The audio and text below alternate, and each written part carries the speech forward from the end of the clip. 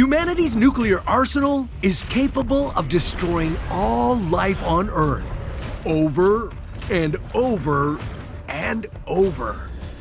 Maybe it's time we dumped it far away. Now, we might want to inhabit other planets in the future, so how about our closest star? How many nukes could we throw at the sun? What would be the price tag for this mission? And could we accidentally destroy our only source of daylight? This is What If, and here's what would happen if we nuked the sun. The sun is mainly made of hydrogen and helium. The temperatures and pressures at its center are extremely high. So high that the hydrogen atoms fuse together and become helium. That process releases enormous amounts of energy that powers the sun. It's known as fusion. And you know what else uses fusion to power up? Yeah, that's right. Most modern nuclear weapons get their destructive energy from fusing hydrogen isotopes. This is why they're often called hydrogen bombs or fusion bombs. Around 5 billion years from now, the sun will run out of hydrogen and die. A dead sun is terrible news for Earth because we will die along with the star. Now, if humans managed to stick around for that long, we would be scrambling for ways to keep the sun fueled and running. And if we were also still interested in getting rid of our destructive hydrogen fusion bombs, could we nuke the sun and power it back to life? We look to the sun to provide the light and the warmth we need to survive, but if you want direct action to save our communities, climate, and democracy, you need to get out and vote. And the work doesn't stop once you get your sticker.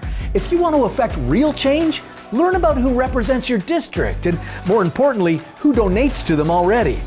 Challenge the status quo and support a new wave of candidates who will fight to maintain your rights instead of corporate interests. Get educated on the issues that affect your area and the nation as a whole. Did you know that studies show that men who talk to other men about reproductive rights can have a positive impact on their views? Yeah, the difference can start with you, and the education doesn't stop there. If you aren't registered to vote, check out the link below to learn about the rules for your state. Together, we can make a difference and affect change globally. Let's get to work. Hey, your involvement could outshine the sun any day. Well, first things first, we would need to gather each and every single nuke on the planet. This wouldn't be easy since the 9 countries that are known to possess nukes are extremely suspicious of each other.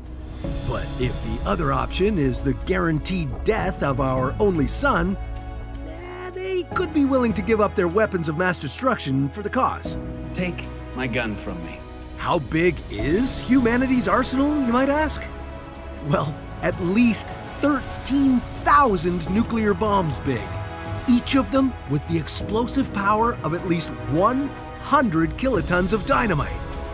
The United States alone is estimated to have 650 bombs that are 60 times more powerful than the nuclear bomb dropped on Nagasaki during World War II. If you were overseeing this explosive operation, you would need to be extremely careful. After all, you definitely wouldn't want to have a surprise detonation.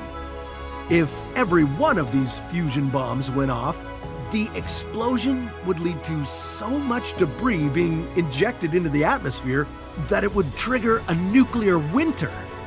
That's because sunlight would be unable to reach the Earth's surface. Cue the worldwide below freezing temperatures, ecosystems collapsing, and nuclear fallout. This accident would devastate all living beings, humans and animals alike. In trying to save the sun, humanity could block itself from all of its warm rays. Ironic, isn't it? So yeah, you'd need to handle with care. You'd also have to sharpen your fundraising skills. If a modern nuke has a mass close to the one dropped on Nagasaki, sending it to space would cost around $170 billion. And that's just for one bomb out of the 13,000. It's fair to say the whole world economy would need to bend and break in order to subsidize the survival of the sun and humanity. Even if you did come up with the cash, there are far hotter challenges ahead. Like, how do you build a spaceship that doesn't melt as it approaches the sun? The closest a spacecraft has come to our star is 8.5 million kilometers. Even at that distance, it still had to endure temperatures of 1,377 degrees Celsius. Only thanks to a thermal shield made up of carbon composite material was it able to withstand the scorching heat. However we send our hydrogen bombs into space, it will have to incorporate a much improved version of this protection system. So add that to the bill. And there would still be a mountain of remaining technical obstacles, like finding the safest location to launch the nukes into space, or developing the technology that will allow us to monitor and control them from such a massive distance. But let's say you manage to do it. All our nukes are in orbit and within launching distance to the sun. This is it. You send the order to fire all the hydrogen bombs into our hydrogen-fueled star. Now, you wait to see how it begins to recharge. Just a little longer. Little longer. And nothing seems to happen. The anchor of our solar system continues to die. But how? Well, as colossal as the power of our 13,000 nukes might seem, this punch is nothing compared to what the sun is packing. Right now, our star emits over 70 million times more energy per second than all of our nuclear weapons combined. Even if it were running out of hydrogen to fuse into helium, throwing our hydrogen bombs at it to feed it would be like throwing a box of matches into a forest fire. You'd barely make a dent in the blaze. Yeah, that's a bummer, but at least you didn't destroy what little remains of our decaying sun. If that was your intent, you'd need something with a lot more firepower. Meet the antimatter bomb. When the Big Bang created the universe, it did so with an equal amount of matter and antimatter. Matter is what you, the Earth, the Sun, and most things are made of. Antimatter, on the other hand, is composed of subatomic particles with properties opposite to those of normal matter. Put a little simpler, it's the inverse of matter. When a particle of matter collides with an antiparticle of antimatter, they annihilate each other in a flash of energy. If enough of those two camps came in contact with each other, it would lead to a massive explosion, also known as an antimatter bomb. But here's the catch. Antimatter is incredibly rare. If you pooled together all the antimatter on the planet, you'd end up with only around 20 nanograms. A single nanogram is only 1/1000th of a gram.